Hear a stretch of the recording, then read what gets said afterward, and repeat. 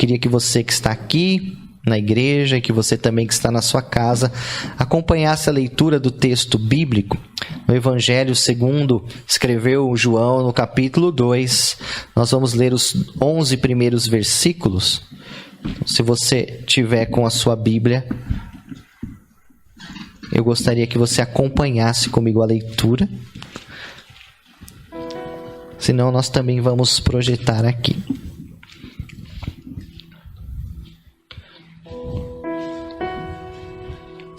Glória a Deus.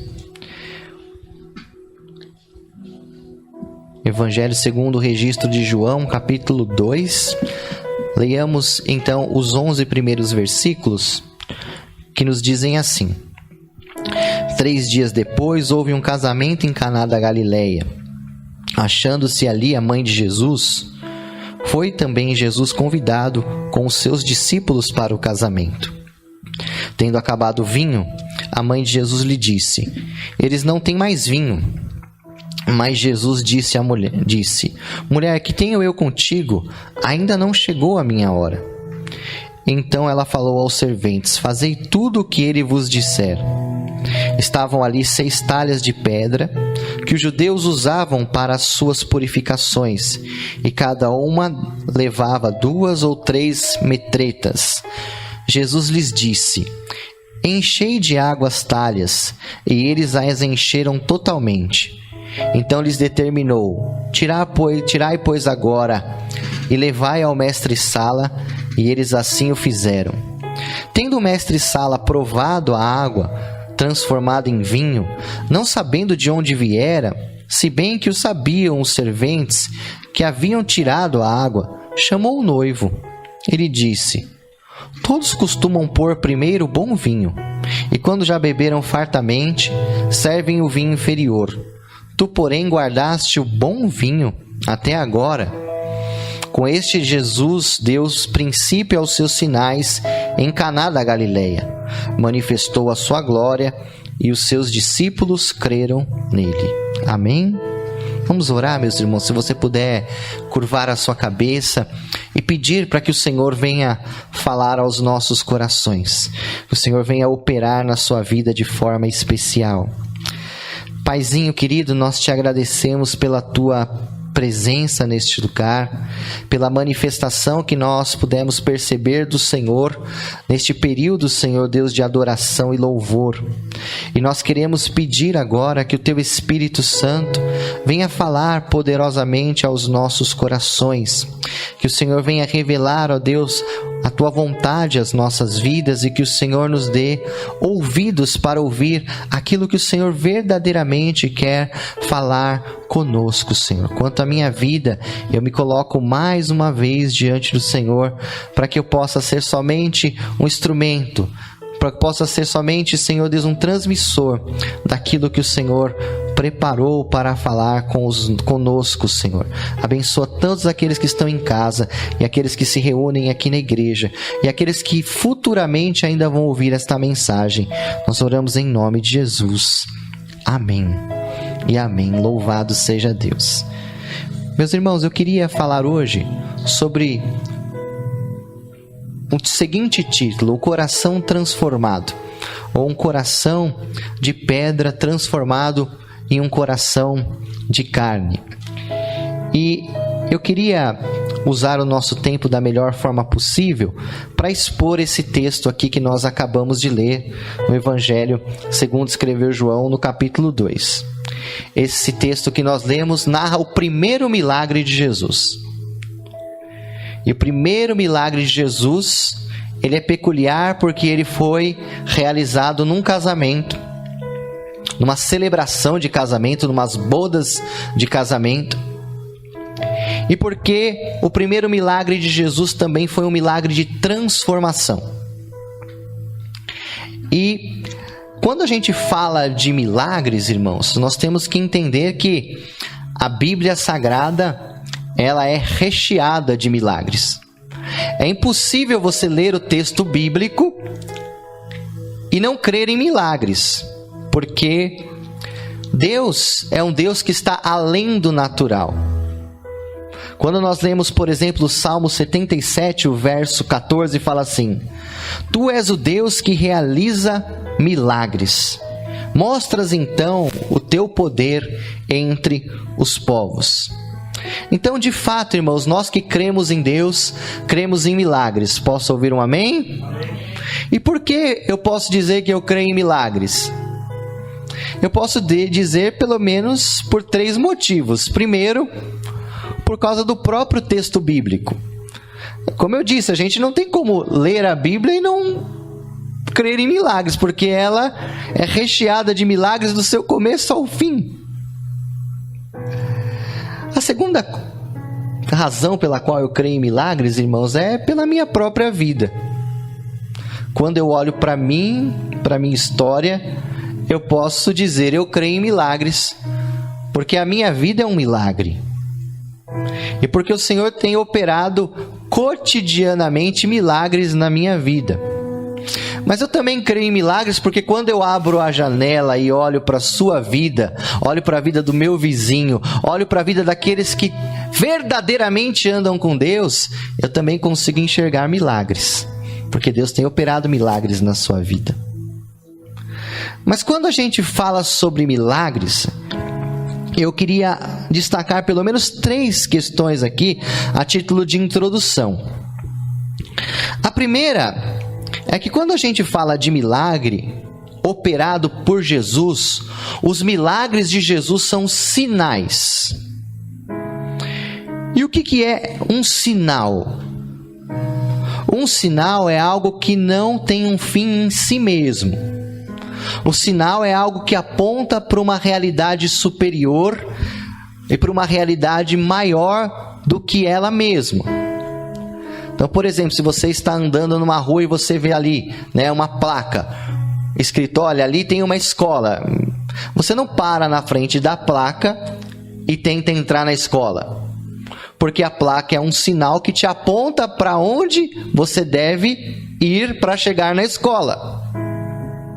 Assim são os milagres que Jesus faz. Eles não são um fim em si mesmo, mas são sinais.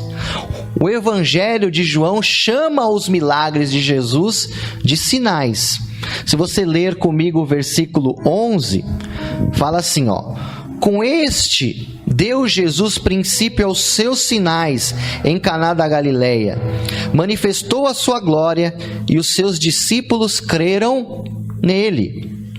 Então aqui, esse milagre foi um sinal, ele apontava para realidades maiores do que o próprio milagre.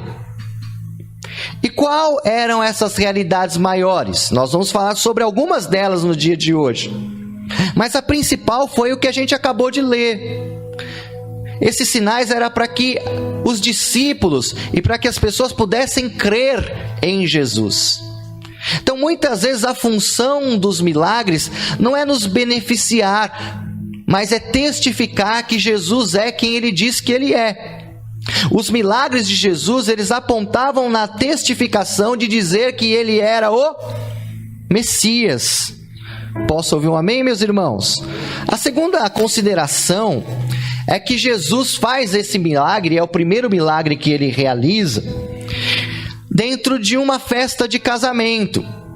E quando a gente fala de primeiro, quando a gente fala de início, tem a ver com aquilo que é prioridade, com aquilo que é principal.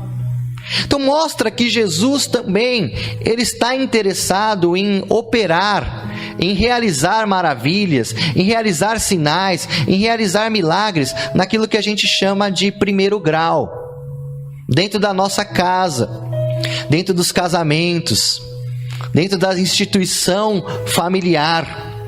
Jesus, ao realizar o primeiro milagre dentro de uma família que estava nascendo, mostra o quanto ele se importa, enquanto a instituição familiar é sagrada para o nosso Senhor. Posso ouvir um amém, meus irmãos? E a tônica desse milagre, ou a substância, o conteúdo desse milagre, é de fato uma transformação. E talvez Jesus escolheu um milagre de transformação para que aquilo fosse um certificado da obra que Ele veio realizar nas nossas vidas, da obra que Ele veio realizar na humanidade, que é a obra de transformação. É a tônica desse milagre. E essa semana, irmãos, enquanto eu pensava e orava a respeito da palavra que iria trazer nessa manhã, eu fui visitado pelo Senhor para que falasse sobre transformação. Então, se eu estou aqui de pé diante de vocês falando sobre esse tema, é porque o Senhor me dirigiu para que pudesse falar. Então, eu não sei quem precisa ouvir isso hoje, eu nunca sei, mas Deus sempre sabe, e Ele nunca erra o endereço, e Ele nunca erra com quem Ele quer falar. Mas seja para quem o Senhor está falando de forma específica nessa manhã, eu quero que você saia daqui tendo a certeza: Jesus pode transformar. Não há realidade, não há situação e não há condição que Jesus não possa transformar. E eu quero dar ênfase nessa tônica de milagre de transformação dentro do contexto que a gente leu aqui. E a primeira transformação que a gente vê Jesus trazendo como sinal dentro desse milagre que Ele faz é a transformação do coração. Ali, quando eles entram naquele casamento, há 6 talhas de pedra. E as talhas eram como se fossem os recipientes aonde os judeus colocavam águas. E eles usavam aquela água num ritual de purificação. E quando a gente olha para a transformação de Jesus, Ele transforma a água que está dentro de uma pedra em vinho. E aquele vinho representa a vida. Aquele vinho vai representar o seu próprio sangue. E Ele quer tratar aqui, irmãos, de uma realidade em que Ele veio realmente transformar o nosso coração de pedra em um coração de carne. Ele veio transformar a dureza do nosso coração em um coração sensível, obediente e penitente a Ele. Se nós formos olhar, meus irmãos, no texto sagrado, a gente vai ver constantemente Deus falando sobre a dureza do coração do homem. E o que é a dureza do coração do homem? É a incapacidade que o homem tem de ouvir e obedecer à sua voz. Se você ler comigo, por exemplo, se você quiser, eu vou ler, não precisa abrir, só para que a gente possa acompanhar. Hebreus capítulo 3, versículo 7 fala assim: Hoje, se ouvirdes a voz do Senhor, não endureçais o vosso coração, como no dia da provação. Em Hebreus capítulo 4, versículo 7, Paulo, o escritor, na verdade, repete essa mesma afirmação. Portanto, diz o Espírito Santo: se ouvirdes hoje a sua voz, não endureçais o vosso coração. Em Atos dos Apóstolos, capítulo 7, versículo 51, Estevão diz àqueles que estavam ouvindo: homens duros de entendimento, incircuncisos de coração e de ouvidos, vós sempre resistis ao Espírito Santo, da mesma forma como agiram os vossos pais. Um último texto que eu queria ler com vocês é Zacarias capítulo 7, versículo 12, que fala assim: sim, eles fizeram o seu coração duro como diamante, para não ouvirem a lei, nem as palavras que o Senhor dos Exércitos enviara pelo seu Espírito, mediante os profetas precedentes, por onde então veio a grande ira do Senhor dos Exércitos. Vejamos que aquelas talhas que continham a água representavam o coração de pedra. O coração de pedra, ou coração endurecido, é aquele coração que não tem capacidade de ouvir a voz de Deus e não tem capacidade de se converter ao Senhor. Por isso que quando Deus escreveu a lei de Moisés, ele escreveu a lei em tábuas de pedra, porque aquilo representava uma lei para corações de pedra, para corações endurecidos. A primeira vez que eu li, irmãos, o texto de Apocalipse, capítulo 16, versículo 9 e 11, eu vou ler aqui também, eu fiquei abismado, pastor José. A primeira vez que eu li esse texto, eu falei, não é possível. Mas conforme eu vou vivendo, e a gente vai viver e não vai ver tudo, e a gente vai vivendo e aprendendo, eu vou vendo que isso realmente pode ser de fato realidade. Em Apocalipse 16, versículo 9 a 11, fala assim: as pessoas foram queimadas pelo forte calor e colocaram a culpa em Deus e blasfemaram contra o seu nome, que tem domínio sobre as pragas. Diante de tudo isso, ainda se recusaram a se arrepender dos seus pecados para poder render glória a Ele. Então o quinto anjo derramou a sua taça sobre o trono da besta, cujo reino ficou sobre trevas, e a aflição foi de tal grandeza que os homens mordiam suas próprias línguas e blasfemavam contra o Deus dos céus por causa das terríveis dores que sentiam provocadas por suas feridas. Contudo, nem mesmo assim se arrependeram de suas obras malignas para que pudessem glorificar o Senhor. Até onde vai a dureza do coração humano? O texto que nós lemos de Zacarias diz que o coração humano pode se tornar duro como o diamante, que é uma pedra mais dura que existe dentro da nossa mineração. E aqui o texto de Apocalipse fala que no tempo da ira de Deus, do derramar dos flagelos de Deus, os homens estarão sofrendo dores terríveis, mas mesmo assim endurecerão o seu coração para não se arrepender ao Senhor. Então a primeira obra de transformação que Jesus veio fazer é a obra de transformação do nosso coração, para que a gente possa ser capaz de ouvir e de obedecer a voz de Deus. Em Ezequiel, capítulo 36,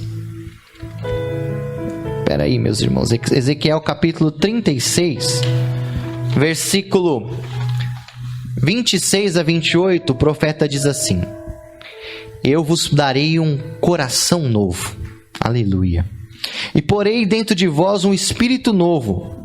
Tirarei da vossa carne o coração de pedra, e vos darei um coração de carne. E habitareis na terra dos vossos pais, e vós sereis o meu povo, e eu serei o vosso Deus. Então a obra de Jesus que ele veio realizar de transformação foi a transformação do nosso coração de pedra, duro, incapaz de ouvi-lo, num coração novo, num coração sensível a Ele, num coração, como está escrito aqui, que anda nos seus caminhos e que ouve a sua voz. Posso ouvir um amém, meus irmãos? A gente vê em Romanos, capítulo 2, versículo 28 e 29, que esse coração que Deus nos dá é um coração circuncidado. Lá no Antigo Testamento, as pessoas tinham uma marca física da sua aliança com Deus. Mas agora a marca que Deus faz da transformação em nós é no nosso coração. É a troca desse coração.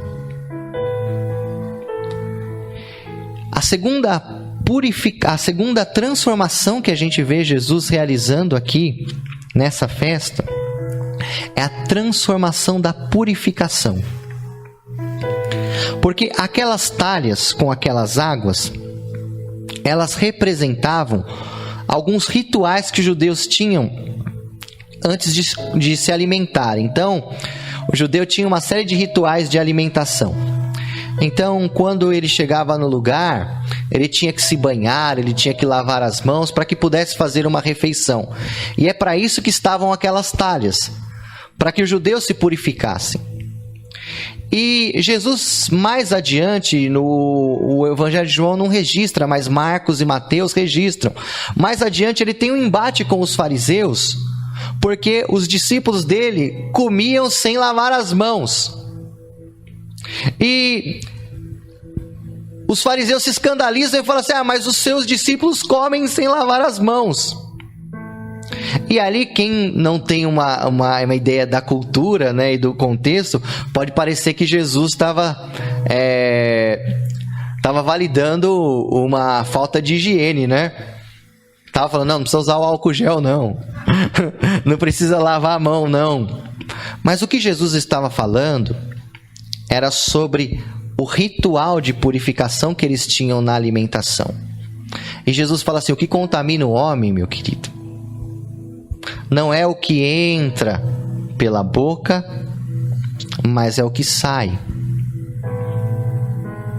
E o que purifica o homem não é o que purifica externamente, mas é aquilo que purifica interiormente. A água que aqueles homens usavam para purificação podia lavar o seu exterior, mas não podia limpar o interior. Aquilo que entra pela boca nunca vai chegar no coração, mas é aquilo que sai do coração que contamina o homem, porque é o coração do homem que está contaminado. Então não adianta lavar o externo do copo, não adianta lavar o externo do corpo, não adianta ter práticas religiosas, rituais religiosos externos, porque isso não purifica o interior. Jesus estava mostrando: vocês se purificam pela água, vocês purificam o externo, mas a minha transformação será pelo meu sangue, e o meu sangue vai purificar o interior de vocês, vai purificar o coração de vocês, vai lavar vocês não por fora, mas vai lavar vocês por dentro. Foi isso que Jesus disse em Mateus 26, no verso 28. Esse é o sangue da minha aliança, derramado em benefício de muitos, para remissão, para perdão dos pecados. A lavagem e a purificação que Jesus realiza não é externa, mas a lavagem e a purificação que Jesus realiza é dentro de nós. Posso ouvir um amém, meus irmãos? Nós temos uma terceira transformação que Jesus realizou, e ele veio realizar a transformação da aliança. Você percebe que Jesus realiza esse milagre de transformação num casamento, numa celebração de aliança.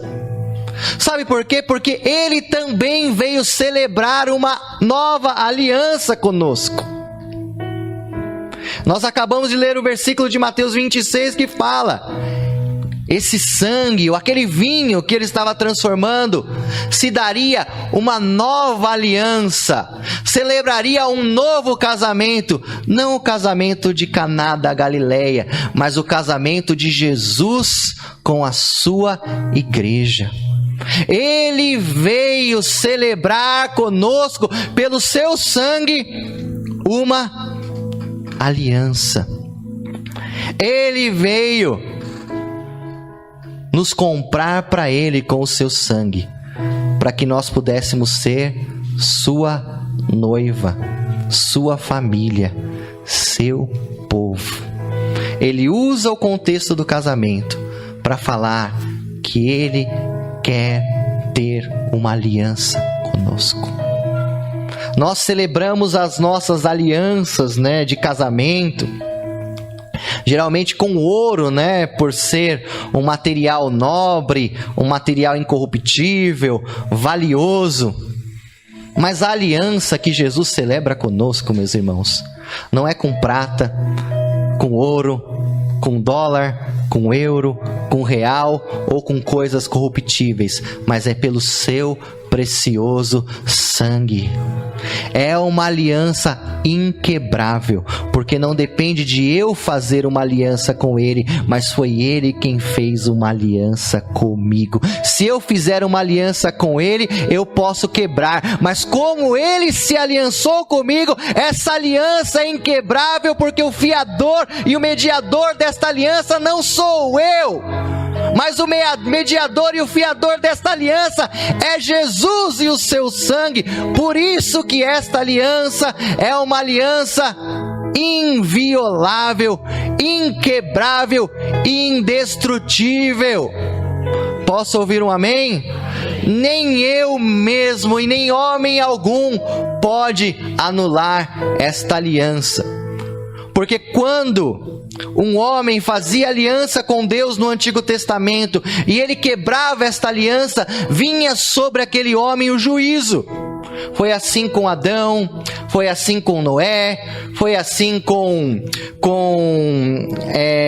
Abraão, foi assim com Moisés.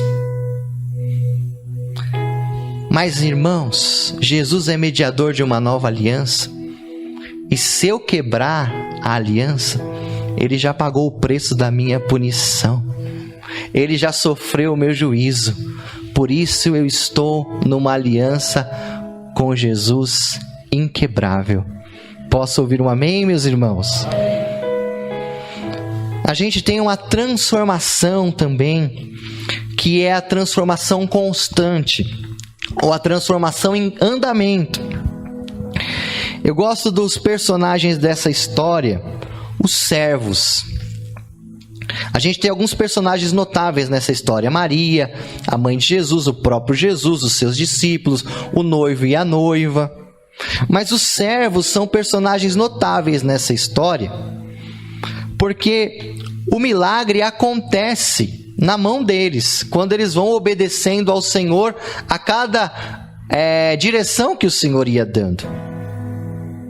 E enquanto eles vão obedecendo e caminhando e fazendo o que o Senhor manda, a transformação vai acontecendo.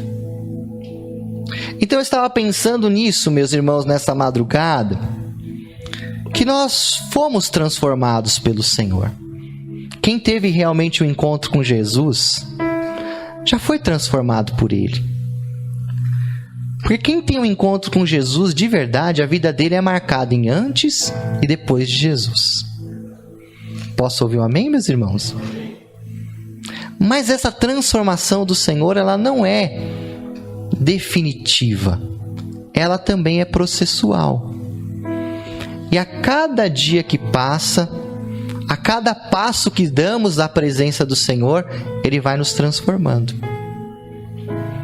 Então talvez você já foi transformado, assim como eu também já fui transformado, mas eu continuo sendo transformado.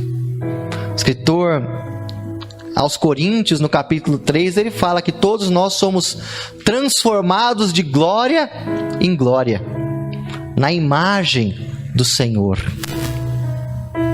Então, meu querido irmão, a obra de Jesus de transformação continua acontecendo na sua vida. Então não se desanime se você fracassou. Não se desanime se você ainda não atingiu. Se você ainda não conseguiu dessa vez. Se ainda você está lutando com alguma situação na sua vida que você não conseguiu modificar, porque Jesus ainda está transformando a nossa vida. Nós ainda estamos em obras. Posso ouvir um amém? E o último ponto que eu queria falar com os irmãos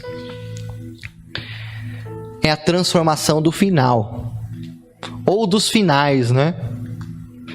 Jesus, irmãos, sempre tem um final feliz para as coisas. Posso ouvir um amém, irmãos? Jesus deixou a melhor transformação que Ele veio fazer nas nossas vidas para o final da festa. Porque nós somos transformados quando nos encontramos com Jesus, não é verdade? Estamos sendo transformados hoje.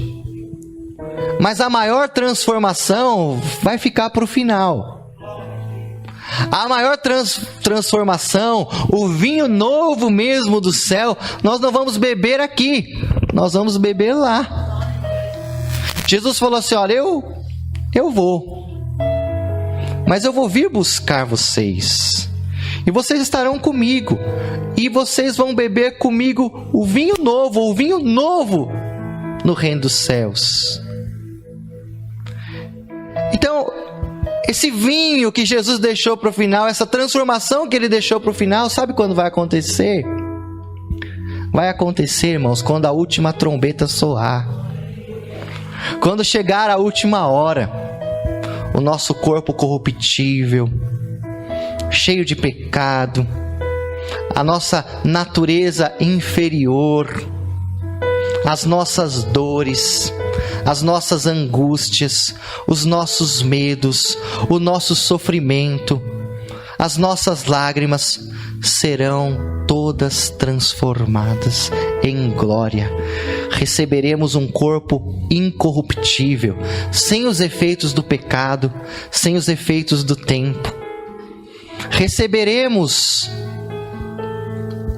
as bodas do Senhor. Aqui Ele estava nas bodas de Caná da Galileia, mas nós estaremos bebendo com o noivo nas bodas do Cordeiro, lá na glória.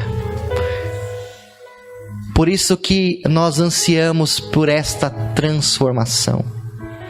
Paulo diz em Romanos 8 que a natureza ou a criação geme com dores de parto, aguardando a manifestação dos filhos de Deus, a manifestação do Filho de Deus, a redenção da natureza, da criação. Porque Jesus ainda deixou a melhor das transformações para o final. Ele ainda tem o melhor reservado para o final.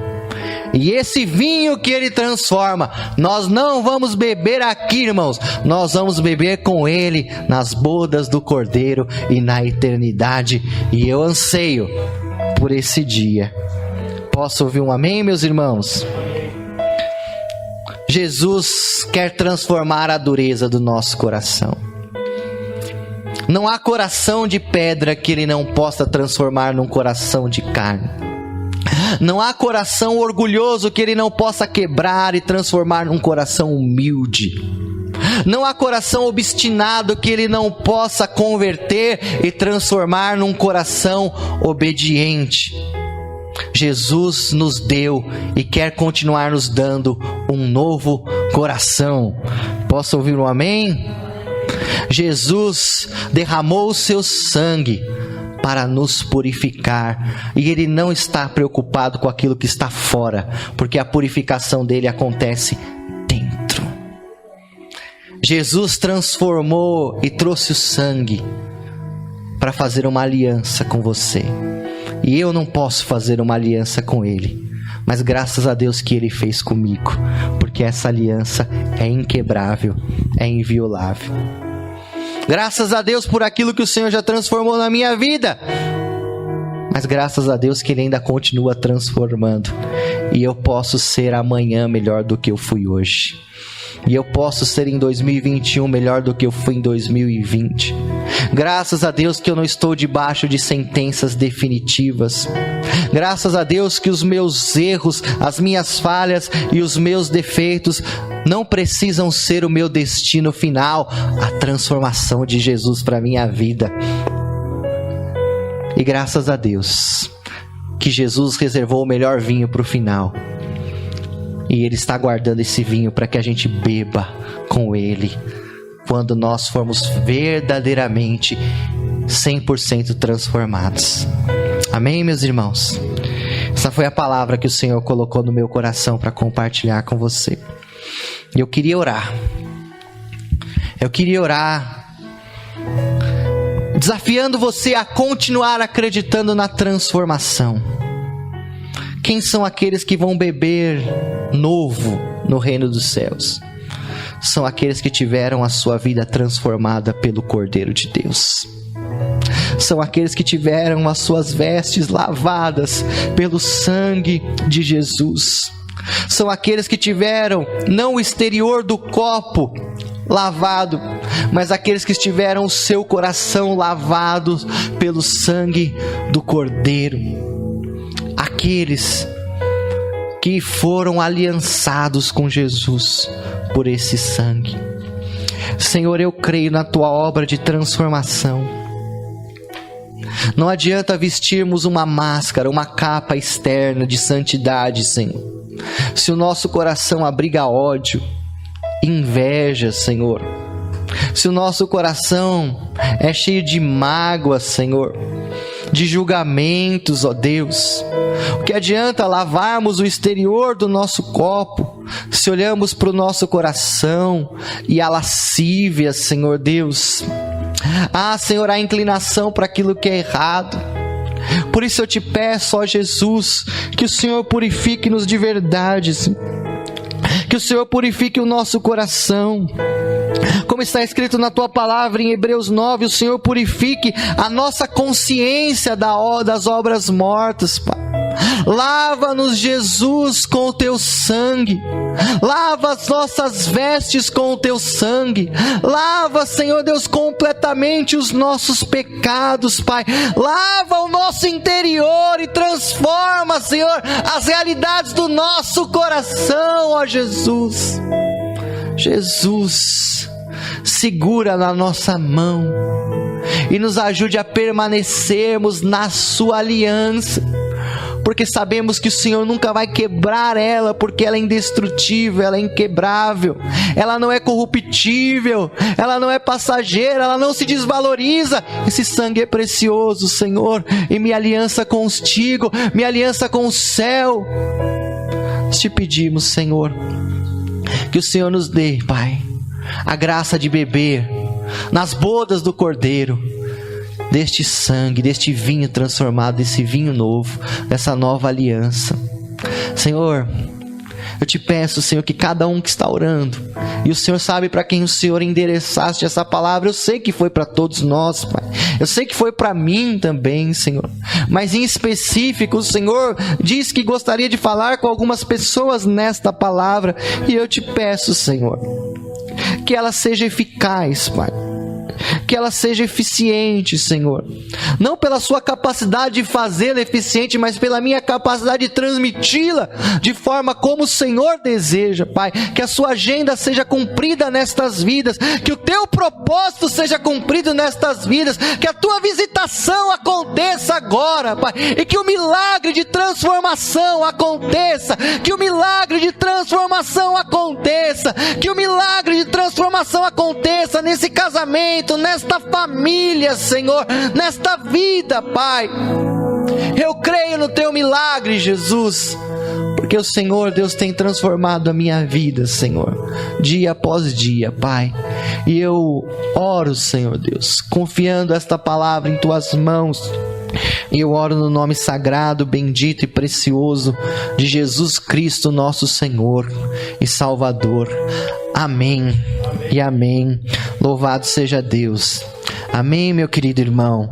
Você pode ir aí na igreja, aí na sua casa, aplaudir bem forte ao Senhor Jesus. Glória a Deus. Aplauda ao Senhor com alegria. Glória a Deus pela sua palavra. Glória a Deus pelo seu Espírito.